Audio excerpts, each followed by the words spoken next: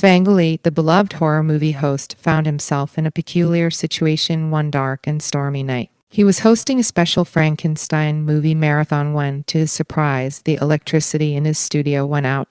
The room plunged into darkness, and the eerie silence was broken only by the sound of rain tapping on the windows. As Svengoolie fumbled to find a flashlight, he heard heavy, labored breathing.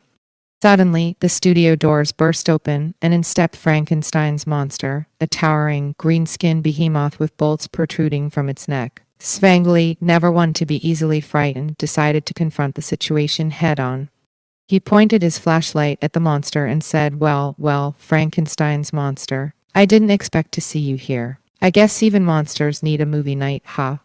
The monster grunted and took a step closer, its massive frame casting a menacing shadow. Svengoolie continued, I've heard you're a bit of a square. Come on, loosen up. Let's watch these movies together. Maybe they'll give you some fashion tips. I mean, those stitches and bolts could use an update.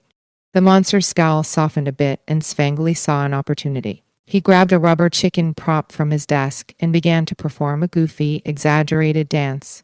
Look, Frankenstein, it's the latest dance craze, the monster mash. To Svengoolie's surprise, the monster let out a deep, rumbling chuckle. It seemed to be enjoying the show.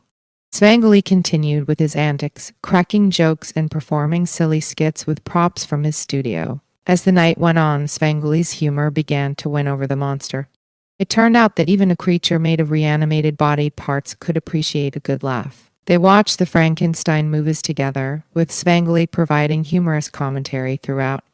By the time the marathon ended, the monster had transformed from a menacing foe into a friendly, chuckling companion. It turned to Svengoolie and said in its deep, gravelly voice, "Thank you for making me laugh. I've never had such a good time before." Svengoolie smiled and replied, "No problem, big guy. Remember, life, or in your case, reanimation, is better with humor." With that, he bid farewell to the monster, who lumbered back into the stormy night.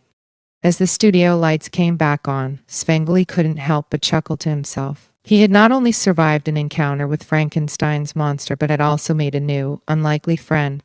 And from that night on, Svengoolie's horror movie marathons were known not only for scares but also for laughter, proving that humor could defeat even the most fearsome monsters.